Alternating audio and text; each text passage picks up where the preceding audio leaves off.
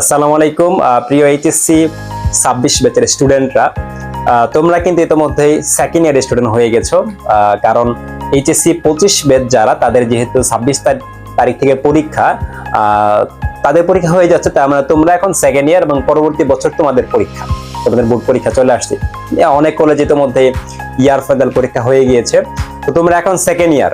ওকে, তার মানে পরবর্তী বছর তোমাদের পরীক্ষা হতে যাচ্ছে। এখন একজন সেকেন্ড ইয়ার স্টুডেন্ট হিসেবে তোমার এখন কি করা উচিত? এখন যারা স্পেশালি মেডিকেল অ্যাসপিরেন্ট আছো, তোমাদের জন্য কয়েকটা কথা বলবো। তোমরা সবাই জানো বিভিন্ন রকম এখন হচ্ছে যে অনলাইন অনেক ভাই আপু বা অনেক সোর্স থেকে তোমরা ইতিমধ্যে জেনে গেছো যে আলটিমেটলি যাদের মেডিকেল অ্যাসপিরেন্ট কিভাবে পড়া উচিত, তোমাদের কিভাবে আগানো উচিত, বা অনেকে প্রি মেডিকেলি তোমাদের ভর্তিও আছো। এখন তোমাদের এই সেকেন্ড ইয়ার হিসেবে তোমাদের একাডেমিকটার পাশাপাশি কিভাবে তোমাদেরকে আগাইতে হবে বা কিভাবে তোমরা আগাইলে আলটিমেটলি ভালো একটা জায়গায় আসতে পারবে, ভালো একটা ফলাফল করতে পারবে অ্যাডমিশনের জায়গায় গিয়ে। আমি বলবো তোমাদের মেডিকেল অ্যাডমিশনের প্রিপারেশনটা তোমরা ইতিমধ্যেই যেভাবে নিছো বা যতটুকু জানো, এটা কিন্তু একদম একাডেমিকের চেয়ে একদম ভিন্ন রকম, বা তুমি একাডেমিকে যা পড়বা এগুলোর বাইরে এরকম প্রশ্ন আসবে এরকম না। টোটালি তোমার একাডেমিকের যে পড়াটা আছে সেই পড়াটাই, শুধুমাত্র একটু তোমাকে ট্রিকি ওয়েতে মেডিকেলে কিরকম প্রশ্ন আসে সেই প্রশ্নগুলো দেখে দেখে একটু পড়তে হবে, কিরকম প্রশ্ন আসে পরীক্ষায়। এখন তোমাদের জানো তোমরা বায়োলজি, ফিজিক্স, কেমিস্ট্রি এর পাশাপাশি জিকে ইংলিশ থেকে প্রশ্ন থাকবে। ওকে, জিকে ইংলিশের বিষয়টা পরে তোমার একাডেমিকের যে নলেজটা আছে, এখন যারা পড়ে রাখতে চাও সেটা অবশ্যই তোমাদের জন্য বেস্ট। বাট এই যে ফিজিক্স, কেমিস্ট্রি, বায়োলজি, এটা তোমাদের একাডেমিকের জন্য পড়তেছো, আমি বলবো তোমাদের এই যে বায়োলজি, ফিজিক্স, কেমিস্ট্রি, বায়োলজির সবাই যে পড়তেছো এটা ফুল মেডিকেল স্টাইলে পড়বা, ঠিক আছে?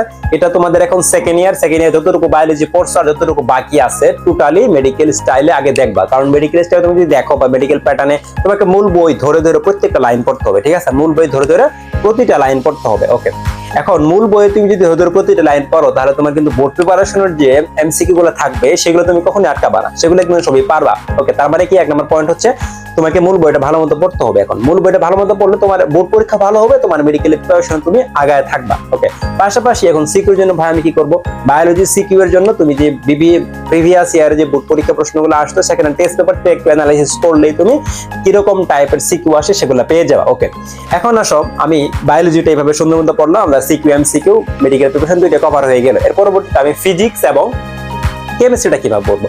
আমরা নরমালি ফিজিক্স এর মূল বইটা অনেকেই পড়ি না, বা শুধুমাত্র আমরা সিকিউ প্যাটার্ন অনুযায়ী থিওরি সলভ করি। ওকে, কেমিস্ট্রি তো মোটামুটি পড়া হয়, কিন্তু আমি বলবো তোমরা যারা মেডিকেল স্টুডেন্ট আছে তোমরা মূল বই পড়বা। একটা চ্যাপ্টার শুরু করার আগে তুমি শুরু করতেছো, তুমি আগে মূল বইটা বেসিক মানে ভালো মতো পড়ো, তুমি যা কিছু কনসেপ্ট আর নাও বইটা কি বোঝানোর চেষ্টা করছো সেগুলো আগে পড়ো, তারপরে তুমি সিকিউ প্যাটার্ন অনুযায়ী করো, ইটস গুড। তাহলে তোমাকে তো এমসিকিউ পারতে হবে, বোর্ড পরীক্ষায় এমসিকিউ থাকো, এমসিকিউটা কারেক্ট করার জন্য বা এমসিকিউ ভালো করার জন্য তোমাকে অবশ্যই মূল বইটা একদম ভালো মতো পড়তে হবে। তুমি ফিজিক্স, কেমিস্ট্রি সেম, তুমি মূল বইটা পড়বা, একটা চ্যাপ্টার শুরু করার আগে মূল বইটা ভালো মতো পড়ো, সেখানে কি কনসেপ্ট আছে সেগুলো আগে দেখে দেখে যেখানে যে দাগানো লাইনগুলো, এবং ইভেন তুমি ওই চ্যাপ্টারের উপর প্রিভিয়াস ইয়ারে মেডিকেলের প্রশ্নগুলো একটু অ্যানালাইসিস করে দেখবে, সেখান থেকে কোনো প্রশ্ন আসছে কিনা সেগুলো একটু দেখে নিবা। ওকে, বায়োলজি, ফিজিক্স, কেমিস্ট্রি গেল। এখন আসলে জিকে ইংলিশ, অনেক ইন্টারেস্টেড থাকো ভাই আমি তো ওগুলো একটু আগে রাখছি, তো এখন আমি কি জিকে ইংলিশটা একটু পড়বো কিনা? হ্যাঁ, তাহলে তোমাদের জন্য গুড। তোমরা ইংলিশের কিছু পার্ট আছে দেখবে মেডিকেলে ভর্তি পরীক্ষা আসে, একটা মেমোরাইজিং পার্ট থাকে, একটা হচ্ছে তোমার গ্রামার পার্ট থাকে। তো তোমরা গ্রামার পার্ট তো তোমাদের এইচএসসি পরীক্ষা পড়তে আসো, ওই গ্রামার গুলো থেকে পরীক্ষা আসবে। কি আছে, যেমন তোমাদের tense, voice tense, narration, clause, ঠিক আছে, ফ্রেজ এন্ড ইডিয়মস, এগুলো থেকে প্রচুর প্রশ্ন আসে। এগুলো একটু ভালো মতো পড়ো এবং এই প্রশ্নগুলো একটু দেখো, একটা বই থেকে একটু দেখো, বিভিন্ন এডমিশনের বই আছে, এগুলো থেকে একটু দেখো, ইংলিশ বইগুলো থেকে।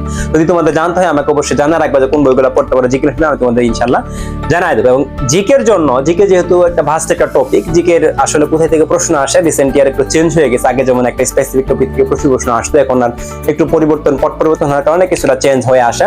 যাই হোক, তোমরা এখন কিছু বেসিক জিকে আছে, জাতীয় বিষয়াবলী এগুলো আছে, সেগুলো একটু ভালো মতো পড়তে থাকো, যদি তুমি কোশ্চেন সলভ করতে পারো। এটার জন্য শুধু কোশ্চেন সলভ করতে এখন না পড়লে সমস্যা নেই মনে করি, কিন্তু ইংলিশটা তোমরা পড়তে পারো, ঠিক আছে, প্রশ্ন সলভ করতে পারো। আলটিমেটলি এই একটা শর্ট গাইডলাইন ছিল।